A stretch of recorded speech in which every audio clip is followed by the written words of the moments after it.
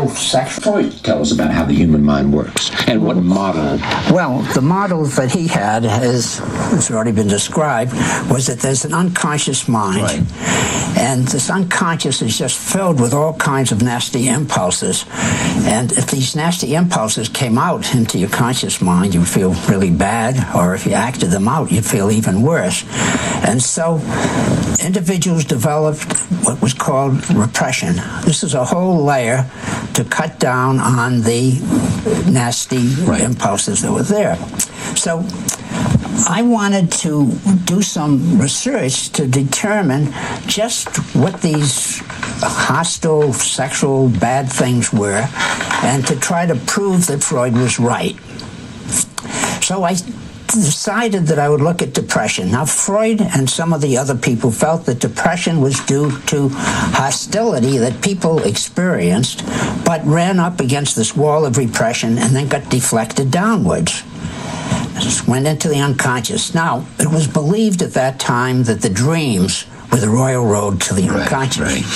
So I thought, why not just look at the dreams, and we'll be able to pick up all of this hostility, and then we'll prove for the first time that Freud was right, using the techniques of modern psychology and modern science. Unfortunately, when I studied the dreams of depressed patients and compared them with non-depressed patients, depressed patients showed less hostility. What did that tell you? Well, it told me that either I didn't go deep enough,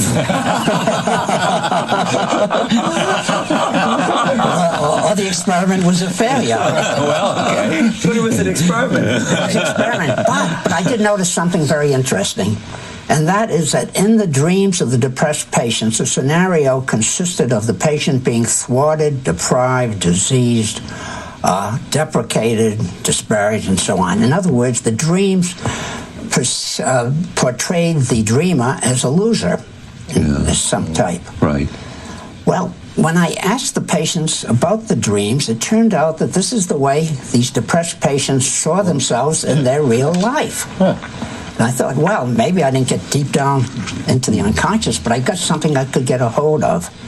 And so when I started to talk to these patients about all of their negative beliefs about themselves, it turned out these negative beliefs were exaggerated or totally wrong. Yeah. And what I then called cognitive therapy consisted of getting them to evaluate whether a particular interpretation of a situation was correct, and to actually apply scientific principles, set up a hypothesis, I am no good, everything I do is wrong, look for the evidence, look for the counter-evidence, look for specific incidents, and then do some kind of a behavioral experiment and see how it turned out. Now, what's a behavioral experiment? Now, to give you an example, there was a woman I saw many years ago, actually, who became depressed after a breakup in a relationship. And her conclusion from that were two things. One is that she was totally unlovable, and secondly, that she could not maintain a relationship, and therefore, since she could not live without a man, she was going to be consigned to being unhappy for the rest of her life. So first I had to look at the question of being unlovable. I said, okay, what's your evidence for that? She said, well, I've had 3 relationships and each one broke up, and that proved that she was unlovable. I said, well, what's the other evidence? Are there any other people in your life? And she says, oh yeah, I got a lot of friends and they all love me. And these other people do love her, and so on. So anyhow, that made a little chink in there. But the big problem was her belief, I cannot live without a man. And so I asked her, I said, was there any period of your life when you were really happy, and right now you're very unhappy? She said, well, when I was in graduate school, I was really quite happy. And I said, and who was the man you were with then? She said, well, I didn't have a man then. Mm-hmm. So I said, that's kind of odd. If you can't live without a man, how did you survive then? So that made a little change. And so then the behavioral experiment was I said, obviously what happened in her relationship is she was so anxious about being abandoned that she would cling to her partners, and she was always asking for reassurance. And eventually she would drive them crazy, and they'd leave. Yeah. So I said, well, you know, you got to work through a few things. So how about if you do this experiment and let's just talk about things and don't try to start up a relationship for a period of time. And when she went for a period of time without a relationship, she was much happier. And then I said, well, now that you feel you don't need love, perhaps you can go out and get love. And at this point, since she wasn't so desperate about getting love, she was able to get another relationship. And she got happy, but she wasn't desperate anymore. Now, so explain that. What we learned from that, what he just told me is? Well, what he discovered is the fact that people have behavior patterns that are pre-conscious or even consciously aware of that leads to their being miserable. It doesn't involve deep insights into the unconscious, just looking at the person's thought processes. And he realized that people who are depressed have a certain kind of logic to them, and if one points out to them that this logic bears no relationship to reality, it helps them realize it and change their behavioral patterns.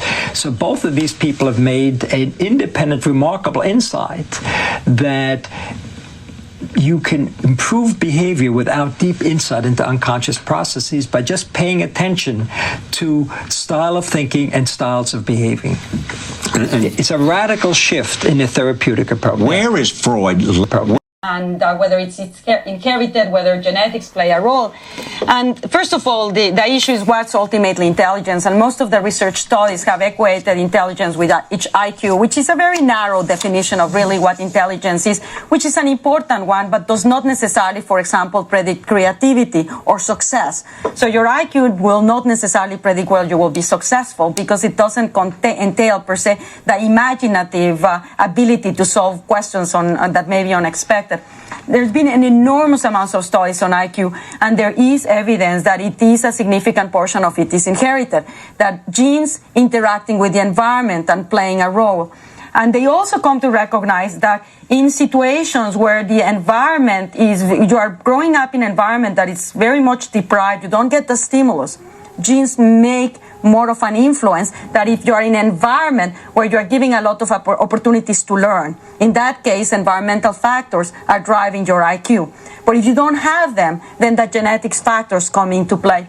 And to me, those are interesting results because it highlights the importance of offering environments that can enrich the opportunity of any child to develop to its maximal capacity. So yes, genes are important, but as Eric was saying, our brain is very plastic and it's changed and molded by the environment. And we've also come to recognize that apparently plasticity is even greater when you are growing up as a child and as an adolescent. So it's an extraordinary opportunity really to provide the best environment for a child to maximize their development of their brain. And I think this is another. These inborn tendencies to aggressiveness that are hardwired into brain areas like the hypothalamus and the amygdala, but we learn through parenting and training to keep those in check. And that is due to the activity of this brain area that Antonio described, the prefrontal cortex that exerts this conscious control to suppress aggressive impulses. You asked before, how have we modified our thinking? Before James came along, there was a big philosophical school that said there's a big distinction between emotion and cognition, moral judgments. They're independent. When you make a moral judgment, emotion should not get in the way. And we've now realized that emotion is critically involved. Every decision that one makes is in part emotionally charged. And these decisions are influenced by social interactions. So part of what happens, I think, in genocide, for example, is that it becomes socially acceptable to do for one group to do terrible things to another group, to dehumanize how is that now? I'm just make that leap so that I understand. So the interactions between groups of people socially help to take the brakes in the brain off the violent impulses, and then the more people that do it, the more acceptable it becomes, the easier it is for other people to relieve the brakes in their own brain. The way the Nazis did it is simply to say, look, the Jews and the Gypsies are not human. They're subhuman people. They're vermin. We want to cleanse Or the society. Tutsis are cockroaches Exactly. in Rwanda. That's what they say. That's right. Right. And once you dehumanize, it Then makes it it becomes easier easier to for take the people to brakes get off, and then the involved. more people that are doing Yes. it. They're afraid of these others as well. Right. These brakes that are on the lateral, the outside aspect of the prefrontal cortex, those brakes do not act anymore. So you're getting the people. response in these people, and that's very interesting because that's the really the fighting ground for the cultural effect in terms of the modulation of the emotions, and it can work for the good or it can really produce horrible results. I think one point that David made, which is worthwhile just repeating, and that is people tend to think of genes as being the controllers of behavior, but genes are also the servants of the environment. Their expression can be modulated, not mutations, but just the level in which genes work can be modulated by learning, by social experience. So genes are importantly influenced by environmental contingency. With respect to aggression, say, or anxiety, but aggression now, are there gender differences? There certainly are.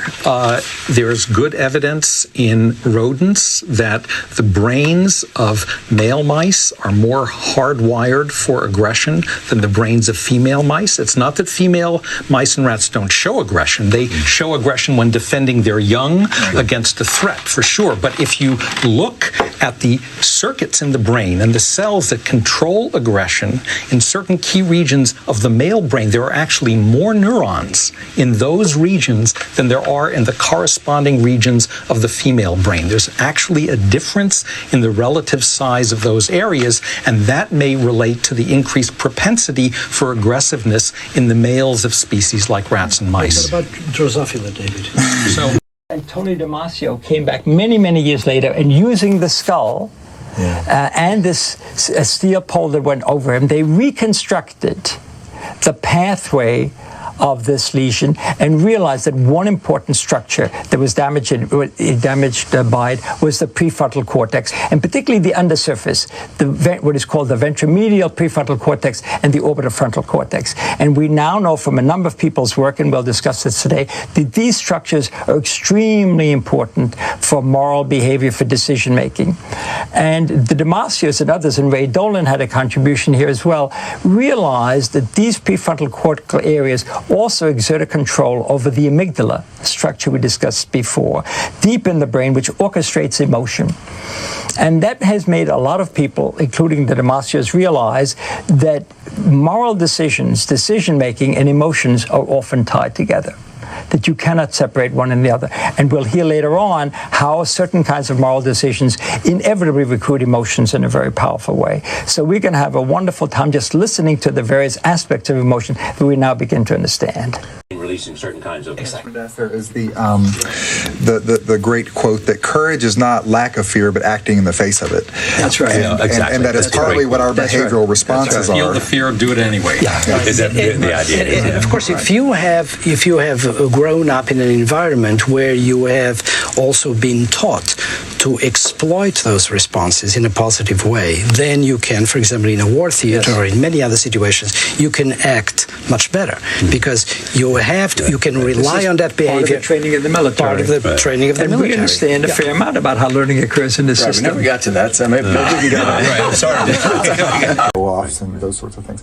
Those tend to work best for the generalized anxiety type disorders that I was talking about, mostly the worry, the guilt, the things that are associated with depression.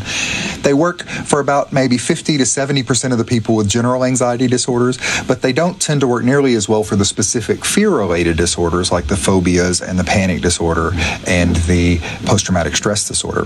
For the fear-related disorders, the psychotherapies seem to be much better. So Aaron Beck, a number of years ago, identified a whole host of cognitive behavior treatments, and people like Edna Fola have done a lot more progress on that recently, showing that exposure therapy tends to work particularly well in people with fear-related disorders.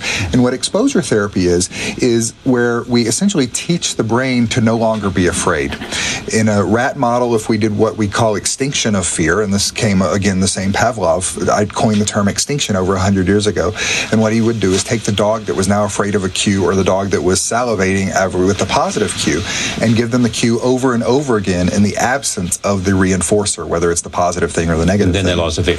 And they lost the fear. They appear to lose it. Well, loss of physical reaction. Exactly. And we think that what exposure therapy does is exactly that. By exposing the Vietnam veteran to their memories of the fear, of the trauma, exposing the phobic patient to the tarantula or the snake, exposing the fear of public speaking person to having to give public speeches. Doing this a few times is sometimes not enough, and sometimes it can actually exacerbate the anxiety. But if you do it enough in the proper way with an exposure therapy, you tend to extinguish or inhibit that fear over time. So that's kind of where we are currently. And where we'd like to go is really to take a lot of the advances that Joe's talked about, and that where we utilize the understanding of the neurobiology of learning and enhance the specific learning that goes on in exposure therapy. And so one sort of approach that's being done now is this idea of you don't actually have to expose yourself to the real world, you can expose it virtually. So this one particular visual shows a virtual fear of heights that Barbara Rothbaum at Emory has pioneered. And what they do in this case is, it turns out it's very difficult to take your fear of heights patients and take them down to the glass elevator downtown and go up and down with them 100 times, and it's much easier if you can have them virtually in your office, wear these virtual helmets and go up and down. It actually works almost as well. And it seems to get at this idea of the sort of primitive brain versus the cognitive brain, because people who aren't afraid of heights, they put the goggles on and it's like, this is kind of a bad video game, there's nothing there. Yeah. But people who are afraid of heights, they put it on and they start to get nauseous and they have to take them off because it immerses them. And so it seems to really pull into that. Of course, now a lot of the techniques are better, and so some of the virtual, there's studies ongoing now with virtual Iraq. I think there's several interesting issues that emerge here. One is that many people think psychotherapy is necessarily deep insight psychotherapy. It turns out from Ehrenbeck on, a number of people have developed psychotherapies that are behavioral therapies, that are designed not necessarily to tell you how your mother and father affected you, but to tell you how to adjust yourself to the here and now. And the other is this very creative combination of drugs and behavioral therapy. Well, and what we'd really like to do is be able to erase the memory entirely. Right. And I don't know if you were going to talk about some of the reconsolidation work, but sure. One of the things that we've found recently. Tell me about emotions and there's some sense of the variety of emotions. So this is the challenge for neuroscientists in general. When you move on to mental processes, to be able to study mental processes that can vary enormously in many dimensions, right? And emotion is an example of that, because we have a very rich language for being able to describe different types of emotion. And the question then becomes for neuroscientists is, how do you take different emotions such as disgust, anger, joy, happiness, and how do you map them into brain circuits to be able to understand how those brain circuits function, right? So that's the starting point. All of us are psychologists to some extent at the beginning, in order to be able to understand how to map these linguistic terms into processes that might actually be represented in the brain. And there's at least two components of emotion that are critical for understanding in that regard. And one is that everyone knows what an emotional experience is like, but if you think about it for a minute, it has both a conscious component and an unconscious component. And then, so if you think about that, what does it mean? It means that there are certain aspects of our emotional responses that are automatic, that are happening without us even thinking about it. And there have to be brain systems then that are operating below the level of our consciousness that would execute those processes. At the same time, we have conscious feelings of emotion and awareness of those emotions. And we have to come up with ways of understanding how the brain could be then modulating emotion in a way that would influence our conscious awareness of them. So that's one aspect of trying to understand emotion, is to be able to understand the divide between conscious and unconscious processing in the brain. That's really a very interesting example, because maybe you can give a specific example of that. If you have a lion all of a sudden coming into this room, we would be prepared to run away before we specifically perceive that it's a lion. So we have a physical response to it, knowing we're in a dangerous situation. situation before we even perceive what the specific nature of the threat is. So it's not just that we want to flee, it's that there's a whole range of other bodily responses that happen. Our heart will start to race, we'll start sweating a little bit. So there's aspects of the response mediated by our nervous system that are automatic, happening below the level of consciousness, and they are part of our emotional experience. And for decades, scientists have sort of debated in a chicken and egg fashion which comes first, those kinds of physiological responses in response to stimuli, or the conscious awareness of those physiological responses. So this conscious-unconscious divide is a big issue in terms of defining emotions, but there's another aspect of emotion that Eric touched on a little bit earlier, which is that despite our very rich language for describing emotions, you can actually map many aspects of these emotions onto two axes. One of them has to do with how good or bad something is, the valence of the emotion. Right. And the other has to do with the intensity, right? So you can get really excited when you're in a very fearful state, and you can get really excited when you're in a very happy state, right? So the valence there is different, but the intensity is similar. And so you have these two axes, which actually you can map most emotions onto those two axes in some way. I'm not saying that it captures the entire essence of that particular emotion, but you can reduce the emotional experience to those two axes in a very useful way in terms of looking at brain systems. Maybe you take us a little bit through the anatomy of the emotional system. Right. So we were talking about different aspects of emotion that needs to be coordinated in the brain. And the first slide is giving you a window on some of these key structures. This is a lateral view of the human brain. So your cover of the brain is the cerebral cortex. I think you've seen that before in prior subjects. And you've talked about the hippocampus, which is a structure buried in the medial temporal lobe and is involved in learning and memory. And Eric had mentioned earlier in the introduction to the show that a key coordinator of emotion is the amygdala, which sits just anterior to the hippocampus there. And the amygdala is thought to be a key coordinator of emotion because it sends projections both to subcortical structures that modulate some of the different physiological responses we were discussing, such as heart rate and how sweaty you are when you're nervous and things like that are part of the automatic or unconscious aspect of emotional experience. And at the same time, the amygdala also sends projections up to the cerebral cortex, including a prominent projection up to the thinking part of the brain, the prefrontal cortex, which may well mediate exactly how emotion can influence different aspects of cognition. Now, some of the other structures that have been mentioned already were dopamine neurons, as well as the striatum, which is another target of dopamine neurons. And we'll be discussing all four of those structures throughout the show. Now, emotion, of course, needs to be regulated. And in the regulation of emotion, that's thought to happen in part by communication that comes from the prefrontal cortex back down to the amygdala, as shown here. So these are the structures that we're going to be talking about, and dopamine actually broadcasts its signal broadly throughout the cerebral cortex. So you can see here dopamine neurons, which have very prominent projections up to the prefrontal cortex, up to the striatum, and it even projects nicely to the amygdalas as well. So it's in a position to broadcast some kind of information. In particular, we're going to be focusing on the information related to rewards and reward prediction today, to wide aspects of the brain. From how do rewards come into? Can be categorized along the axis of pleasant versus unpleasant, which is sometimes called the valence of the emotion, and how arousing are they. So you can have a negative emotion which is highly arousing, like rage, and a negative emotion which is a low level of arousal, like sadness. And today we're going to focus mainly on those negative emotions that have a high level of arousal associated with them, like fear and aggression or anger. Now, these are very old and powerful emotions. They're essential for the survival of animal species, and arguably they have a stronger influence on us, perhaps, in our day-to-day lives than the positive emotions. It's often said that bad news sells more newspapers than good news, and perhaps that is related to that in some way.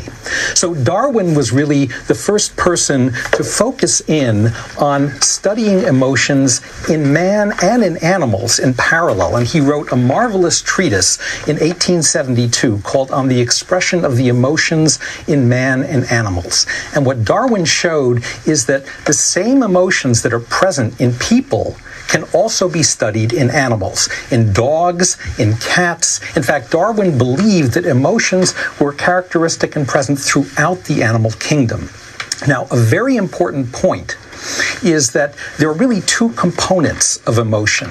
There's the subjective internal experience of an emotion that we have, and that's what Antonio has referred to as the feeling aspect of emotion. And that's really a subjective state that we can only really study in humans. But what Darwin and others realize is that in animals you can study the outward behavioral expression of emotion. And what Antonio has stressed is that this is what we mean in science when we use the word emotion. It's the observable behavioral expression of emotion, not the internal feeling state. So we see something and we run. That's right. That's the emotion. That's the emotion. And what Darwin showed is that the expression of emotions like fear in humans and in animals are extremely similar, and that they are conserved in evolution, comparing what a cat shows on its face to what a human shows on its face when it's afraid. A very profound observation. Now, Darwin even believed that you could study emotion in insects. He wrote a wonderful sentence. He said, even insects express love, terror, jealousy by their stridulation. And insects have actually been extremely important to biology in helping us to understand genes, because insects are where we first learned about the relationship between genes and chromosomes. So as shown on the visual, Thomas Hunt Morgan used the vinegar fly, Drosophila melanogaster, to show that genes are arranged in a linear sequence on chromosomes. And we now know that genes are made of DNA in that beautiful double helical structure discovered by Watson and Crick. And what Seymour Benzer did in the 60s is he took this wealth of genetics in Drosophila and showed that you could use it to study how genes control simple behaviors like attraction to light, for example. This is a really major step forward, because it was the first time one really had a genetic handle on various behaviors, initially simple but even complex. Right. And so it turns out that you can study emotion-like behavioral expressions in flies, just like you can study them in other animals. So the two most common expressions of fear, for example, are freezing and running or flight. And so as we can see in this video, flies show a freezing-like reaction when they're confronted by a dangerous stimulus, in this case a wind, which could threaten to blow them away. They freeze when the wind comes in. Exactly. They freeze. Now, whether they are experiencing some internal state of fear or not, we can't say. We have no way of knowing. They may just be clinging on for dear life, or they may have something more complicated going on, but we can study this behavioral expression. Antonio, tell us about fear. Absolutely. This is very exciting, and I have all sorts of ideas about things that I want to learn with this kind of approach. So when we talk about fear in humans, take the example. You could be in a dark street at night, and suddenly there's a shadow looming over you, or you hear a scream, or you are in a street and you have a car coming at high speed towards you. That's the kind of stimulus that William James identified so well. And what that is going to do is trigger what I like to call a program of actions, which is exactly that kind of behavior that we've been talking about. And it's very important to know that the program is unconsciously processed. So you may become aware at some point that it is unfolding, but basically you don't need to know. And your brain is going to execute a response of fear, even if you are not fully aware of what is happening, which is, of course, very advantageous, because it may help you run away and seek a safe place even before you act before you know. Exactly. And this program is automatic, so it's part of your stock when you are born. Now, this program of actions includes a variety of things. We've talked already about musculoskeletal responses. For example, your face changes. The musculature assumes a mask of fear. The posture in the body changes as well, so you sort of startle and you can become more rigid in your position. But this is not the full extent of it. For example, within your internal organs, for example, in the heart, your heart rate will increase, your gut can contract, your respiration cycles will become faster. All of those things can change, and these are, once again, actions being taken in concert. They're being executed as a program. Finally, they're actions that are really endocrine. So you have the secretion of a hormone, for example, then what happens with the secretion of cortisol, which is going to change the state of your body. And finally, you have these two very typical specific behaviors, and it's really an either-or situation. You either freeze or you run away. So you either freeze in place or you run away from the source of danger. Now, the very important thing to realize is that these actions are changing the body, and because of the signaling that the body can send back to the brain into actually different places from the parts of the brain where the emotions started, you're going to get a full portrait of what is happening in the body at that precise time. And it is that portrayal of how the body changed, together with the fact that there was a certain cause for the emotion, that is going to give you the feeling of emotion, exactly what David was talking about when he talked about the subjective experience of emotion. In relation to fear, there's one critical structure that you have already talked about here in the previous program, which is the amygdala. Right. And that's sort of an orchestrator of the responses, a sort of broker. It's a set of nuclei that are in the depth of the temporal lobe. And the amygdala can get signals from vision, for example, or from hearing, and will generate a certain set of responses. And the responses will go especially to the hypothalamus and to the brainstem. So these are different sites of the brain, and in these different sites, you're going to get responses that include, for example, the secretion of cortisol, as well as the actual manipulation of the movement. So, for example, when you laugh or when you cry, when you're having an emotion, the program that is executing that is not the amygdala, it's in the brainstem. Now, where you're going to get the picture, quote unquote, of what is happening in the body is in a part of the brain called the insular cortex. It's really a little island, as the name indicates, of cortex that is buried in the depth of both frontal and parietal lobe.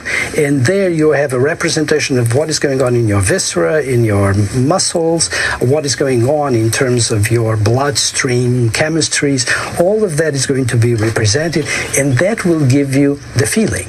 That is at cortical level, that is the highest point at where you can... This was a terrific discovery, which Antonio contributed also very importantly, and that is this provided a biological basis for understanding the idea that James was talking about. Exactly. And that is we have this bodily response, and then we become consciously aware. And insula is the translating structure that brings this to conscious awareness. Exactly.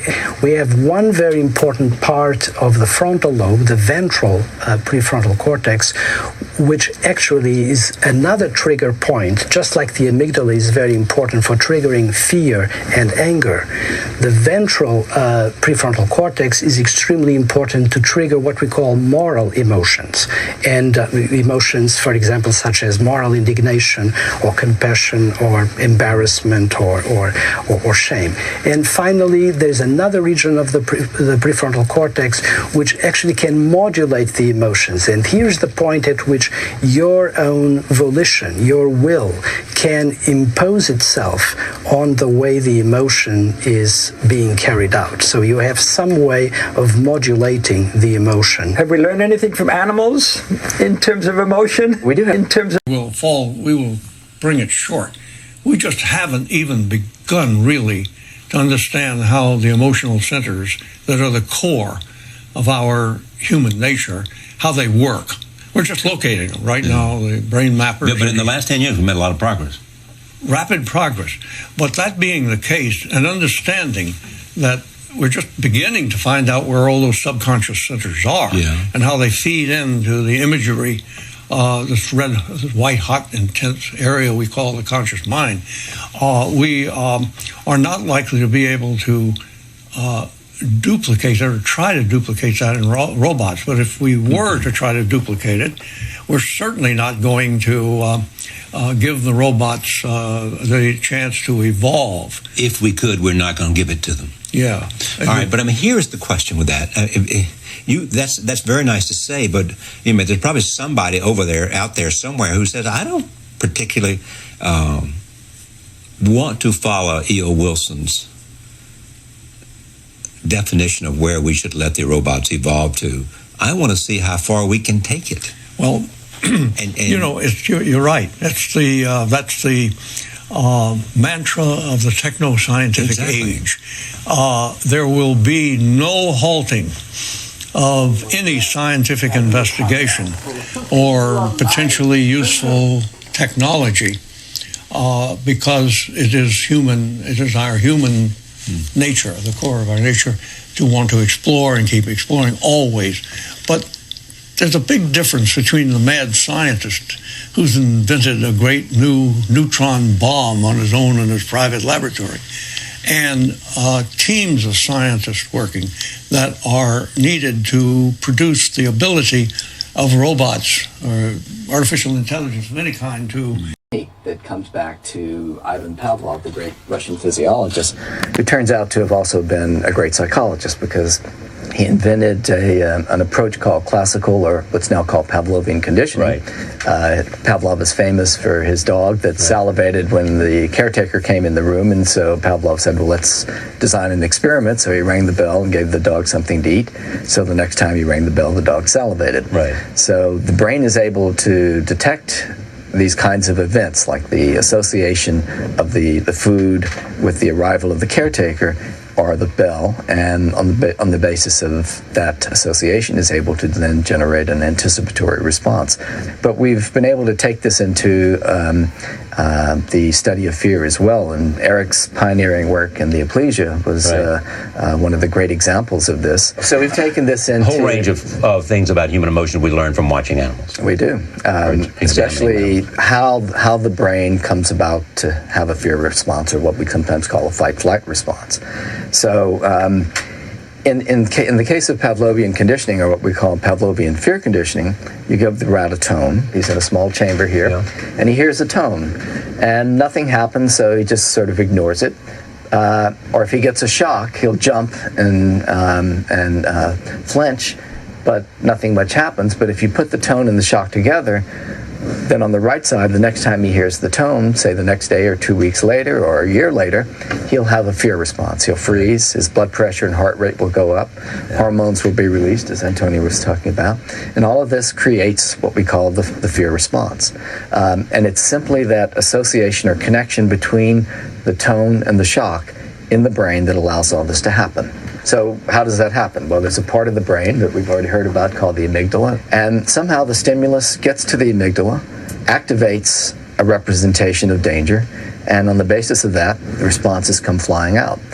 These are these automatic, hardwired physiological and behavioral responses like freezing, changes in blood pressure and heart rate, release of stress hormones. In fact, we know more about the biology of fear than of any other emotion, and we know more about the disorders of fear, as Kerry Ressler has done, than any other psychiatric disorder. And what a number of imaging studies have now shown, when we actually ask what is wrong with the brain in anxiety disorders, we actually ask what is wrong with the brain in anxiety disorders and fear-related disorders, it seems that the amygdala is one of the hot spots of the brain that is activated in these human patients.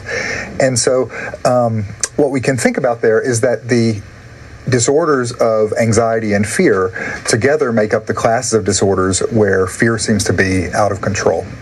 And there are anxiety-related disorders, and these we sort of cluster together in a group called generalized anxiety disorder. This is really chronic disorders made up of worry and guilt, highly comorbid with depression, very hard to separate from depression. The second class of disorders is fear-related disorders, and what's particularly exciting about this is that thinking about it in this way is only relatively new in maybe the last couple decades in psychiatry, in part by the work because of the work by people like Joe Ledoux and others focusing on the biology of fear. And what we're realizing is that a number of disorders that have been recognized as syndromes for many years, panic disorder, phobias, fear, for example, fear of heights, fear of animals, fear of public speaking, that sort of thing, and post-traumatic stress disorder, can really all be clustered together based on the similarities of panic attacks or of fear-related attacks in these disorders. So if we focus then on what is a panic attack and what combines these disorders clinically, if you ask someone, you see someone who's had a panic attack, they'll say, I couldn't catch my breath, my heart was beating, my stomach was I was going to die. I thought I was going to die. And so what it seems to be is that it's this whole hardwired fear reflex that's been so nicely explained here, but it seems to be out of control. Whereas you have this then cognitive interpretation of these symptoms that we've talked about laid on top of it. So that's what seems to tie the fear-related disorders together in a way that's different from anxiety disorders and allows us really to focus on how they work differently. What's the difference between, let's say, a healthy anxiety and a negative anxiety? Right. Thank you for bringing that up. I think what we're talking about here with fear is something that everybody can understand and it's is experienced. Essential for survival. It's essential for survival. What seems to be different is really a functional definition of people who are unable to function normally because of their fear. That's essentially where it becomes a diagnosis. And we have a lot of measures, we have a lot of criteria, but it basically boils down to, are you able to function through it or not? And so, for example, many people with phobias, you may be afraid of spiders, but for the most part in modern day cities, you don't have to avoid spiders, and it doesn't really come to the forefront of clinical recognition.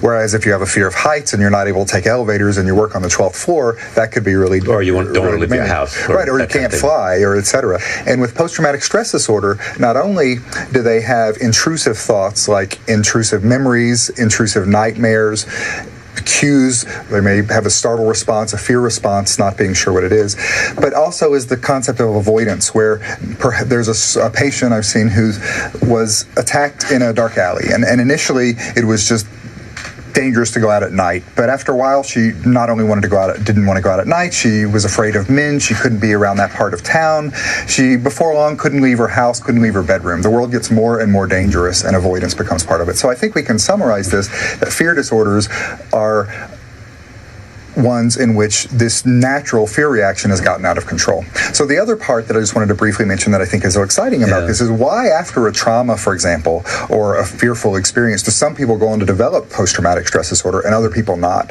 It turns out after a severe trauma, about 20% of people go on to develop the disorder and about 80% recover just fine. There are two primary classes that I think are really interesting. One is early development. We know that early child abuse or early childhood trauma seems to affect the brain in a different way than it does during adulthood, and those people are at a much higher risk in adulthood if they have an adult trauma for developing PTSD. And second is genetics. Those who, a number of twin studies and others have suggested that those who develop PTSD after an adult trauma are about 30% likely to have done that based on genetic heritability. Along the road in the future, we'll be able to do something about that? So there's two prongs for which that's important, we think. One is if we knew which genes put one at a particularly high risk, you could, for example, in the battlefield or in the emergency room, do a quick test ahead of time. Exactly. You could screen them ahead of time. I see. So screening so that they will not be in that situation. That's right. You have them do other things in the service besides go to battle. Right, or immediately after trauma, you might be able to predict who needs more intensive therapy. How do we go from fear to aggression? Aggression is really almost as arguably as important in our society as fear is. It's responsible for war, for domestic violence, for genocide, and we really understand it much less well than we understand the neural circuitry of fear. It's highly conserved in evolution. Dogs fight, cats fight, and so the aggression is very, very fundamental and important.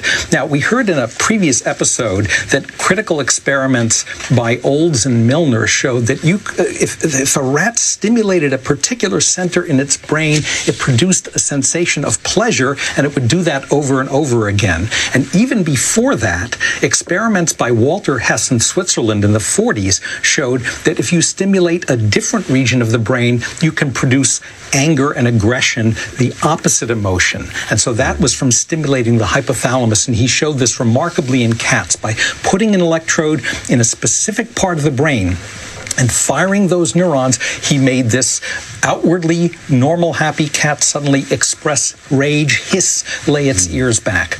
Now, that's starting to tell us something about the parts of the brain that are involved in emotion, but there's a great deal of interest also in the nature-nurture question. To what extent is aggression influenced by our inheritance, and to what extent is aggressiveness influenced by our environment? And we heard in the earlier today that insects have been a very good system, and Drosophila in particular, for understanding how genes affect behavior. And so an important question that comes up is whether this insect, Drosophila, shows aggression. And it turns out that Drosophila do show aggression, as we can see in the movie here, showing two Drosophila grappling with each other over a food patch. And you can see them almost like sumo wrestlers, shoving against each other, trying to get dominance of the food patch. Now, why is that interesting? Because Drosophila breed very rapidly and are cheap to maintain. You can screen through essentially a haystack of many, many, many mutant strains of Drosophila to try to find a needle which has a higher level of aggression than normal flies have. And the next video shows an example of a genetically hyper-aggressive fly strain. So this is sort of the genetic equivalent of the Hess experiment, where these flies have been made hyper-aggressive by a manipulation of their genes, and this promises in the future some insights into how genes control aggression. But I also think it's important not to assume that environment doesn't affect aggression in this species just because genes do. In fact, environment affects aggression in fruit flies almost as much as genes. So you can show that if you socially isolate flies, you just let one fly grow up from its pupa in a vial and then test its aggressiveness, those isolated flies are much more aggressive than flies that have been housed in groups. And this is also true throughout the animal kingdom. Socially isolated. So if you're isolated, you're going to be more aggressive. You're going to be more aggressive. This is a biological university. That's right. And so here's an important example of an environmental influence on aggression. Now, that doesn't mean that genes are not involved in this effect. So as we heard from Joe Ledoux earlier, the environment can act on neurons to turn genes up or to turn genes down. In people, for example, and Kerry alluded to this earlier in his discussion, childhood trauma has an extremely important influence on how aggressive you are. So there's an example of a mutation in a gene called monoamine oxidase, which predisposes people to aggression, but much more so in people who have been exposed to childhood trauma as infants. So there's a clear, and young adults, a clear interaction here of heredity on the one hand and environment on the other hand, so the two go hand in hand. One shouldn't really think of nature and nurture as being different things. The addiction involves the same brain centers for these different forms of addiction, like food and drugs and money. We can at least say here already, at the completely unaddicted state, that this same parts in the brain called the striatum shows response is activated by all kinds of different rewards, like money, beautiful faces as opposed to standard faces, sports cars as opposed to standard cars, pleasant music as opposed to background music, humorous comic strips as opposed to informative comic strips, and also romantic love. I mean, this is the people see pictures of a partner with whom they have fallen in love within the last half year, and that activates the striatum more compared to seeing a picture of a person that they have gotten to know since half a year. So all these areas, all these different rewards seem to activate the striatum. Now you understand that addiction is an exaggerated form of brain response and behavioral response to rewards, and you can imagine if this is already the same parts in the brain that's activated with the rewards, that the addiction could have a certain similar anatomical components. This is the hijacking idea. And that's the hijacking idea. So it's no surprise that the food reward and maybe the drug reward or something have certain similar components. They're also some hopeful things. For example, there's reason to believe that there are stages in drug abuse, that certain drugs are more likely to lead to other drugs. Smoking, for example, is a powerful first step. And as one discourages people from smoking, and that's beginning to happen, it's quite likely will have an effect on other sorts of addictive processes as well.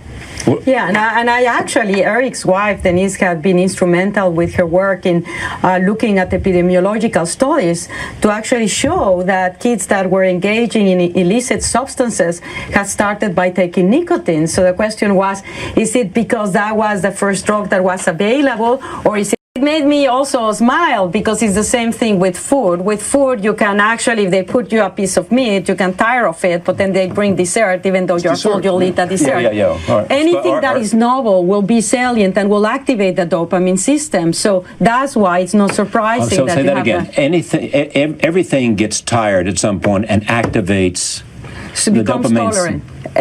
So a stimuli that's pleasurable, a natural stimuli, will activate the dopamine cells, but as you become satiated, as you repeat it, that same stimuli stops. Yeah.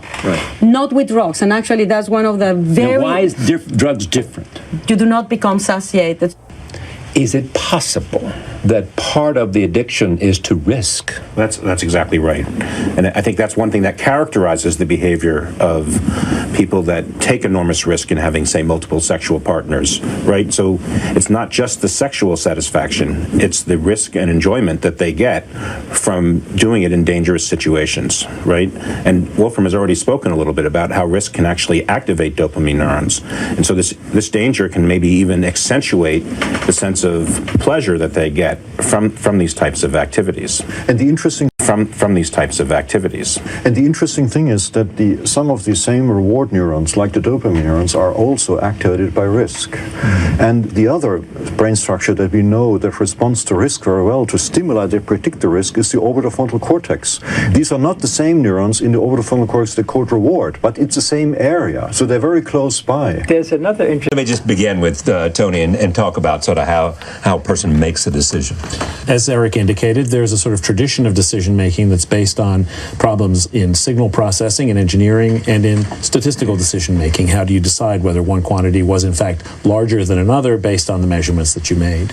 And the mathematics and engineering sciences that developed around this gave rise to a set of techniques in psychology which we call signal detection theory. And the theory of signal detection allowed people in the 50s and 60s to achieve a very sophisticated understanding of how human observers made simple perceptual decisions. The idea, of course, is that we can generalize those processes to more complex judgments by adding layers on top of them, and we'll talk about those layers as well.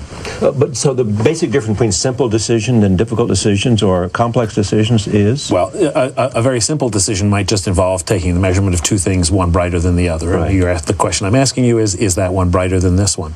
A more complicated decision will be the kind of decision that Josh will be talking about later on, where you'll be asked to weigh goods and ills and to weigh the costs of things. Yeah. You'll be asked to make decisions in the face of uncertainty, which is a major challenge that all of us face, and you may be asked to make decisions in the face of variable costs and variable penalties for making the wrong decision and the right decision. And so all of those factors become layered upon the simple basic question of, if I measure X and I measure Y, which one is the larger? But at the root, the question is, if I have two measurements and I compare them, can I choose the larger one and get it right? The wonderful thing study of decision making. Right. We actually got into this a number of years ago. Mike Shadlin, who was working with me in the lab at the time, we realized we had an enormous opportunity, perhaps. The cellular structure of decision making.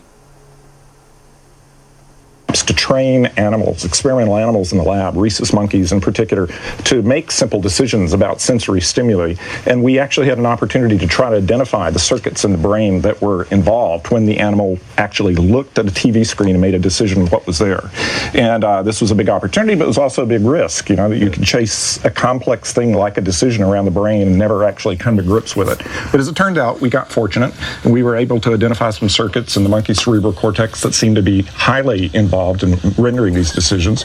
And then we were able to use this as a test bed to bring in more complex sorts of decisions. So more recently in the lab, we've been looking at what we call value-based decisions, not moral values in our case, but economic values. So we can put an animal in a situation where it's a difficult discrimination for the animal, but we can promise him more reward if he chooses the one on the left than if he chooses the one on the right. And if it's difficult and he's not sure which one is correct, he'll go for the bigger reward. So they're very experienced economic foragers. Animals are outstanding economic subjects because their survival depends on impressively good foraging. So we can start mixing layers of complexity in the lab in these animals and get into sort of a subject that is sort of called neuroeconomics, which has been heavily investigated by Paul Glimcher, one of Tony's colleagues at NYU, and by Ray Dolan, who's with us here. Ray is a psychiatrist, so he's accustomed to complexity.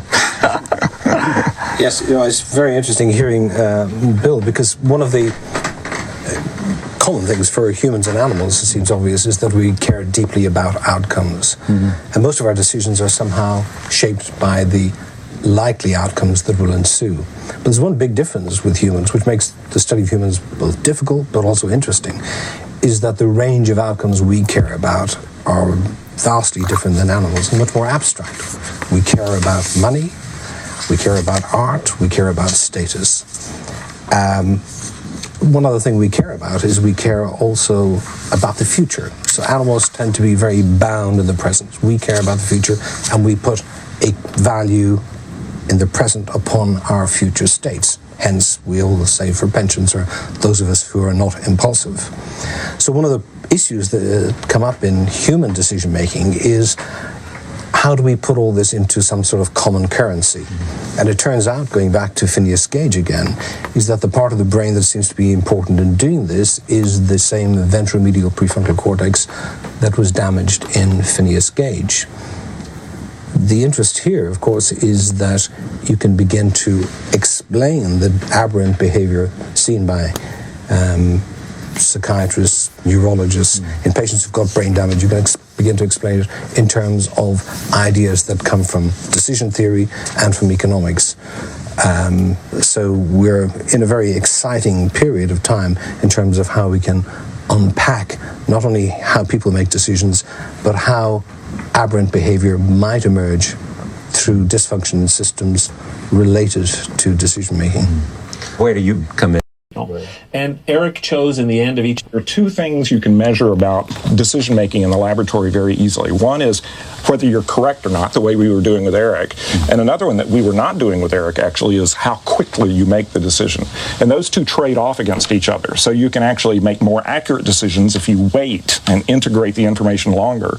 Or sometimes you're in a premium where you want to make decisions quickly and you'll sacrifice accuracy in order to go quickly. And so what we did, the models, the psychologists have built these models in the past that actually account for the accuracy and speed data. And the notion, if you watch my hands, is that you've got these integrating mechanisms in the brain, one for rightward motion, one for leftward motion, and they start integrating information. And this guy goes up a little bit when he sees evidence for right, and this one comes up a little bit when he sees evidence for left, and they're kind of going like this. And in Eric's case, right wins when it's the rightward stimulus. But if it's a leftward stimulus, the notion is they're both accumulating evidence, and ultimately the left one wins. And so you have these what are called accumulator models. You're accumulating the evidence. And for our animals, it'll be dots like this, but for us it might be whether we're going to have chicken or beef for dinner this evening, which is going to win when we sit down at the table. And what's the amazing thing is that Mike Shadlin and I and Mike's colleagues and my colleagues have been able to see neurons in the brain that actually seem to reflect this accumulation of information. So their firing rates get stronger. We have a pool of neurons favoring right and a pool of neurons favoring left, and their information actually gets stronger. And by recording from these neurons in real time while Eric is watching those dots and trying to decide is it right or left, we can actually predict what Eric is going to say or what the monkeys are going to say at the end of the trial. It's like you're almost reading the animal's mind during the interval while they're expecting the dots, and we can actually see these accumulators working in real time and predict what decision the animal's going to make. You asked about the difference between simple decisions and complex decisions. So a simple decision when all that happens is you have to tell left from right, and at the end of the trial you get a drop of juice if you got it right. About the difference between simple decisions and complex decisions. So a simple decision when all that happens is you have to tell left from right, and at the end of the trial you get a drop of juice if you got it right, and you don't if you don't, is a very simple decision because the costs and the benefits are well known. The benefit is a drop of juice if you get it right, the cost is nothing. But real life decisions have more complicated outcomes, and many times the outcome of a decision is uncertain. You don't know, for example, if you make a particular decision to go forage in that piece of the forest as opposed to this one, whether you're actually going to find fruit or not.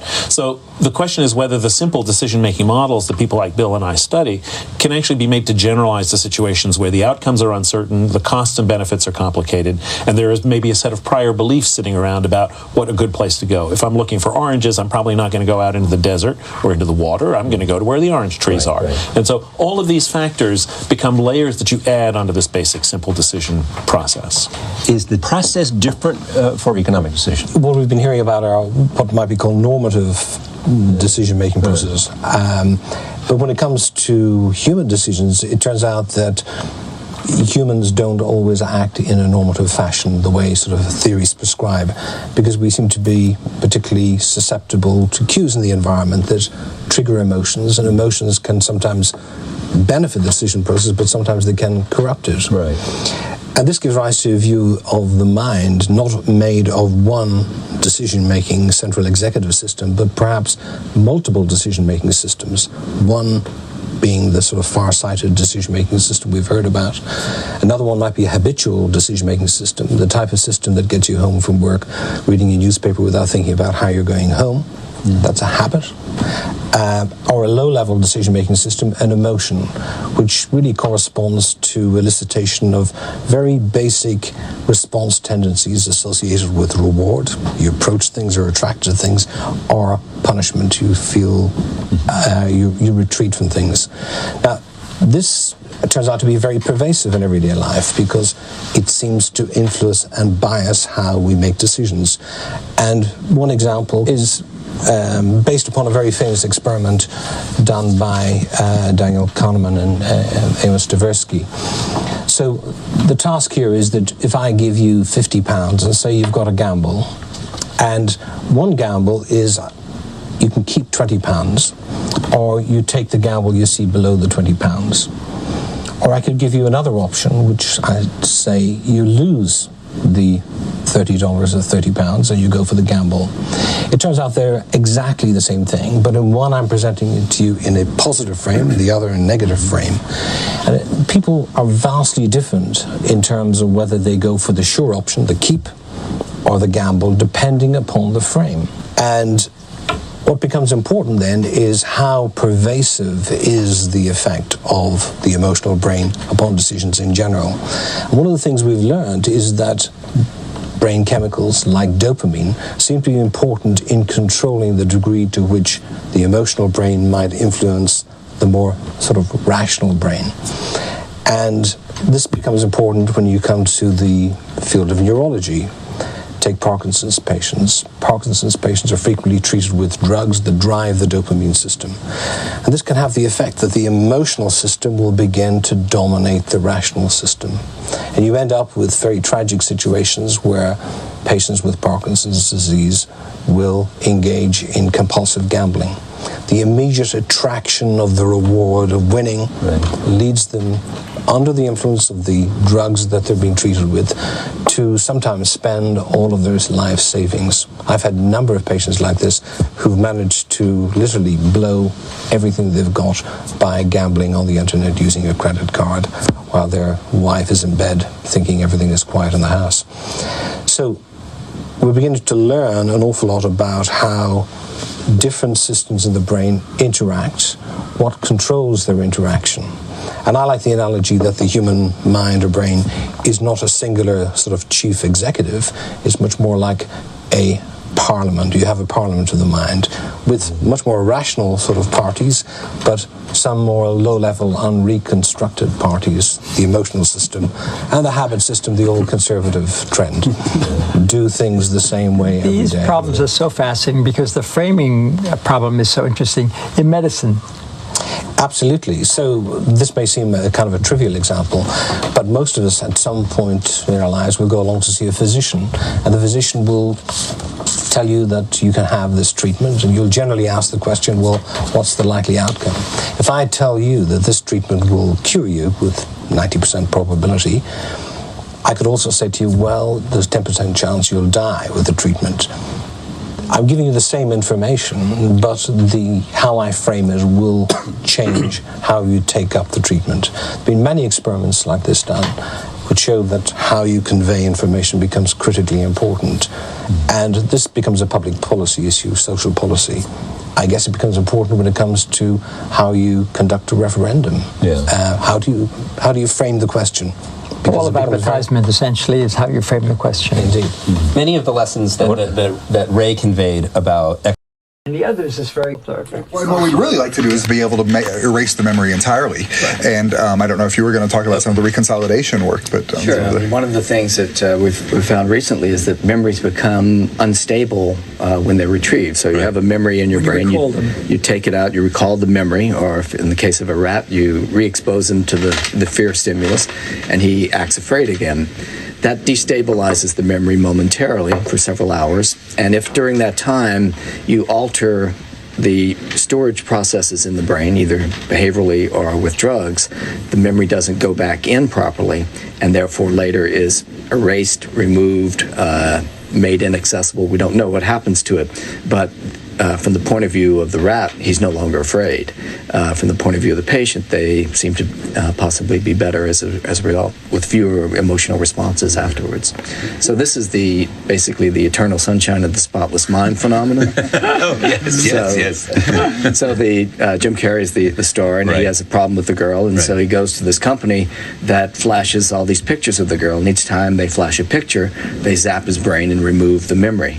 And that's basically what these experiments do. Okay, let me turn. See, that's an experience that you have in the world and that you store in your brain as a result of the events that are occurring. So how do we put all that together? And that's been one of the things that we've really been able to use animal models to explore in great detail. As we were talking about, the amygdala is the clearinghouse for all of these responses. So on the right side, you see all the responses coming out of the amygdala, but it's also a kind of funnel through which all of the sensory information in the world is being channeled in there. And so a sound in the outside world goes into a part of the brain called the thalamus, which I think you've talked about in previous shows, which is typically a gateway to the cortex, shown on the top, the auditory cortex. But one of the discoveries in the 1980s is that the thalamus also goes directly into the amygdala. And what that means is that by the time the auditory stimulus is reaching the amygdala and activating those fear responses, it hasn't even begun to have its impact on the cortex yet. So we have what I really like about this finding, which Joe came up with, it really explains the James insight. You have a direct pathway that gives you the immediate emotional response, and then you have an indirect pathway to the cerebral cortex that allows you to contemplate and think about it and have the conscious sense of it, the feeling state. So the direct pathway is quick and dirty. It gets there fast, but it's not very precise. A bomb goes off in the room, boom, we don't know what it is or whatever. It's already made us freeze and start to run away and stuff. By the time it gets to the cortex, you begin to analyze the sound and the quality and all that. But by that time, your amygdala has already kicked in and got you out of the place. Do you develop a fear of insects and snakes? What causes you to have anxiety about those two creatures? You have it from the get-go. From the get-go. You're born with it. You're born with it. Why is that? Ancestors were. It's all genetic. It's all genetic. Because it would be extremely advantageous to have fear in relation to certain creatures, in relation to certain situations. The same thing as with fear of lightning, fear of the noise of thunderstorms. Those are situations in which you have to protect yourself, whether it is an animal that can be dangerous or a physical situation in the environment. Rats are afraid of cats. It's great. Right. All right, but let me come to one other point before I do. Pull them up. You will, even if you're wounded, you will actually not feel the pain, because at the same time, the brain is going to spritz a bit of an opioid into the spinal cord so that you will not feel pain for a certain period of time. So this is all perfectly prepared in the response. You can study this in a monkey, for example. It's all there. And if you're going to, the kind of anesthesia that you get, it's as if you would ask a doctor right then, give me a shot and let me have no pain while I do this job. So in fact, our heroism is being helped by our own physiology, not by our brain releasing certain kinds of chemicals in the body. Exactly. Feel-good chemicals. Including adrenaline, it helps you lift up something you never realized you had the weight to do. That's right. Exactly. I think another point that's important to ask there is it becomes hijacked, and it actually mediates a formation of habits that are very maladaptive. So this is now meant to represent, in part, some of the key structures and their connections in relation to habit formation. And so, as Wolfram has described earlier, dopamine neurons are providing information about reward, in particular, about when a reward or a stimulus is better than expected, right? And if you think about a good habit, a habit that is adaptive, we all want to form habits when they're adaptive for us and they help us survive because we can basically perform those behaviors automatically without thinking about it, and it's very helpful. It's more efficient, right? So that can be driven in part by the output from a dopamine neuron, because when something happens that's better than expected, you want to keep repeating that kind of behavior. And so it's dopamine input into structures like the striatum and the prefrontal cortex that probably mediate the normal formation of adaptive habits. At the same time, when these become hijacked during drug-seeking behaviors, what happens is that a particular cue can elicit drug craving, which then in turn will elicit drug-seeking behavior. And this is mediated probably by circuitry that involves both dopamine neurons, but the convergence of dopamine input and input from the amygdala into the striatum. So is this where we talk about free will? One of your specialties. Yeah, well, I mean, it has come up already in the discussion that this drug addiction kind of takes you over. So, of course, I mean, you give up a part of your free will when you become addicted, whether that's conscious decision or what that happens. You've lost your free will. You lost a good part, a certain part of your free will. But before we get to that stage of addiction, I mean, I can't live without having that water. Actually, not that one, but some water. Every so many hours. So, I mean, the rewards have a powerful effect of attracting your behavior, and this is already a constraint on your free will. The simple fact that we need liquids in the environment, that we need to reproduce, makes us lose part of our free will. We still have the choice between different alternatives, but we're going in one direction. That is towards getting the reward and avoiding negative consequences. That's very clear. And then the other thing that we found is that the dopamine neurons not only signal the reward or signal the reward whenever it is better than what you had received before, they also signal the risk. So risk also influences your free will behavior. And the other thing that risk does is that you have a problem understanding the world. If the world is risky, it could either be because you don't know it enough, or because there is inherent risk, like the weather forecast. We think the weather is basically random, but we understand now that better meteorology makes us predict the weather better. So we have reduced the risk by knowledge, by experience, by science. So if you don't have that, if you don't have the science, we are getting superstitious. We say, well, if I go three times around that tree, it will not rain tomorrow, and I can bring in my harvest, and things like this. The more we know about the world, the better we understand risk, and I think the less we will get superstitious about how certain things will happen. And so this is something where we would say the education and the science is actually there to reduce superstitions and make us behave in a more rational manner. And the question of free will is a difficult one, though, because I think we all believe that individuals must be responsible for their decisions. That's where I was going. And the bottom line is that drug addicts make bad decisions. The difficulty comes in with the fact that the drugs are targeting the very parts of the brain that control our ability to make those decisions. And so we have to balance, and I think Nora would agree, we have to balance between looking at an addict from the concept of free will, responsibility, yet they do have a drug-induced disease in their brain. These are not bad people, these are sick people. Yeah. People are addicts. Can we do anything about this? Are there any treatment approaches that are effective? Absolutely. One of the vital challenges of today is to translate the increasing knowledge we've gained of brain reward circuits, the regions of the brain that Dan mentioned earlier, and an increasing understanding of the way that drugs change the brain at a molecular level into better treatments. The best treatments today are behavioral, things like 12-step programs like Alcoholics Anonymous. But recidivism is high.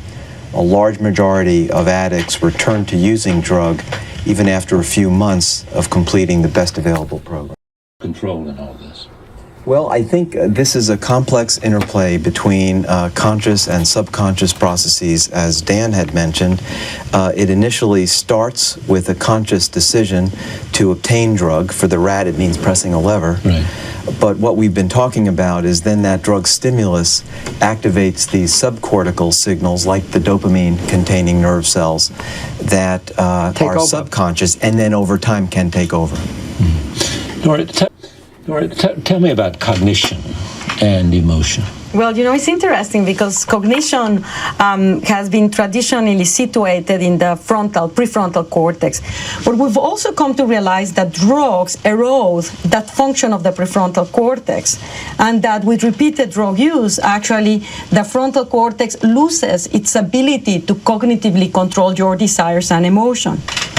Each one of us, on any one given day, they have to make decisions of whether we do something we want to do or we restrain.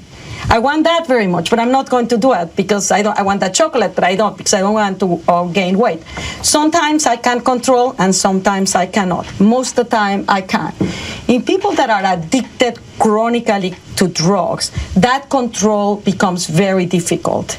And it's almost for them, like I like to sort of use the metaphor of the brakes of the brain, the one that are exerting cognitive control. The person that is addicted to drugs does not want to take the drug. It costs them their job, they may end up in prison, their spouse, and yet they cannot stop it. So it's like you're driving, you want to stop, but if you don't have brakes, you won't be able to do it. Yeah. And that is the prefrontal cortex. The producer showed this question, and I'll go around this table. What is the one thing you most want to know? Most want to know. Within the context of this conversation. How does the brain, and so I'm going to be, since I'm incredibly curious about the brain, I like to understand, so I'm answering how we can modify, how we can learn to exert better control of our free will. How can we be able to gain the knowledge that will allow us to have better control of our desires and our emotions? And we will find that in terms of the kind of research we're doing into the brain and the biology of the brain. Well, there's a lot of work that relates to that, and certainly that's one of the areas that first drove me into investigating drug addiction, because in drug addiction, what you basically done is eroded that capacity to exert free will. For me, the question I'm interested in is capacity to exert free will. For me, the question I'm interested in is how emotion changes how you think. And that's a behavior. But I think the way we're going to get at that question is by studying where it comes from, which is in the brain. I would like to know how we not only sometimes very successfully understand what other people are thinking and interact with them socially, but how we switch from sometimes engaging socially and paying attention to social cues to other times concentrating on other things, which of course is strictly necessary, that you sometimes successfully negotiate the social world and at other times are able to concentrate on other questions, and both directions of switching, realizing when you do need to think about mental states and realizing when you don't. So this is interesting to me partly from cases like adolescence, which you could imagine are a case when you're thinking much too much about other people's social minds and are unable to concentrate in the classroom. But there's the converse, which is cases where, for example, where somebody's done something wrong and you have to understand whether to forgive them by knowing they didn't intend to do it. And that seemed like a case where the opposite, knowing that you should be thinking about what they were thinking and not just concentrating on the fact, well, that hurt or that felt bad. And that, again, is something that influences not only interpersonal interactions, being able to forgive your friend when they take $5 that was yours, but also international relationships when, for example, a bomb goes off and the question is, was it accidentally? Did they mean to do that? I like to know where the structures that I've been studying in the brain, how they get wired up, and why those functions get their own private patch of cortex and other ones don't. So, for example, we found, I've talked about this face area down here, but we've also found, that region right there responds very selectively when you look at images of places. In this region, when you look at pictures of bodies. In this region over here, when you look at visually presented words. And yet we don't find that each of these patches down there has some category. For most of the other things we've looked for, we don't find specialization. The big surprise to me was Rebecca's finding. I told her that those experiments would never work. There wasn't the slightest chance that there was a special purpose bit of brain for understanding other people's thoughts. So what I'd like to know is, why do those things land exactly where they do, and why those functions and not others? When she told you that, what did you say? An empirical question. You got to do what you want to do. I'm interested in learning and memory, and I have the sense that psychotherapy is a learning experience, and therefore there should be anatomical changes in the brain that occur as a result of psychotherapy, and we should be able to detect it. So I would like, in principle, to see imaging done on people before, during, and after a psychotherapeutic experience in order to see whether one can detect changes in the brain as a result of therapy. Is anybody doing that now? Yes, people are beginning to do that. I'd like to do this in a systematic way.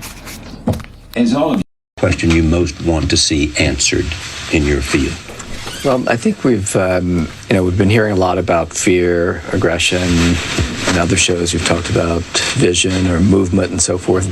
And so we're very good in neuroscience at understanding how pieces of the brain work, or little components, little functions work. But what we don't have is an understanding of how the brain itself works. We need a theory of the entire brain and how through this operation of the brain as a whole, our self or personality comes out of the brain. We have very little clue to that. I'm very interested in understanding how we feel. There's no question that we have a pretty good idea of how we emote. And we have the basic idea of the circuitries that will permit us to create this portrayal of the body when it is having an emotion, and that's the feeling. But how exactly it works, we don't. And for example, why is it that a feeling feels like anything? Why is it that a feeling feels the way it does? Why is it that you can feel pain or we can feel pleasure? There are a number of unanswered questions there, and I think that, like with many other aspects of our minds, we're going to find the answers in neuroscience. We just need to have different approaches, but that's my main question right now. What genes mediate the risk for who develops disorders and who doesn't? And then what genes mediate the risk for say post-traumatic stress disorder or anxiety disorder? And I think what's so exciting about this area, I guess my final word would be, I think understanding of fear disorders is far ahead of many other areas of psychiatry because we know where to look in the brain, and we don't know that in most other places. So I think when we identify the genes with classic genetics, we can then look in the brain and it will help us understand how that part works and new therapies and new ideas. Fascinating. David? So for me, it's really an evolutionary question. Are the genes and the brain mechanisms that control something like aggression conserved throughout evolution? What are the genes that predispose individuals to violent acts? And importantly, how can environment like social isolation act on those genetic circuits and the neural circuits as well? So I think that issue of conservation and the fundamental nature of aggressive and violent behavior is an extremely important one that we don't understand yet. Listening to that in research, in the study that you do, what is the one question you would like to see answered? How can we cure addiction? Free will. Free will. identifying specific genes that control vulnerability or resistance to addiction. Learning how the prefrontal cortex can regulate our emotions. I'm interested in learning and memory, and addiction is, in fact, the learning process. We've recently taught. And I think we would also have a better knowledge about conscious versus unconscious emotions, because so much of our behavior is controlled by unconscious processes, including unconscious emotions. This is what Freud said. No. Thank you. Yes, sir. That's what Freud yes, said. Sir. Right. Nobody believes this stuff, and he's right.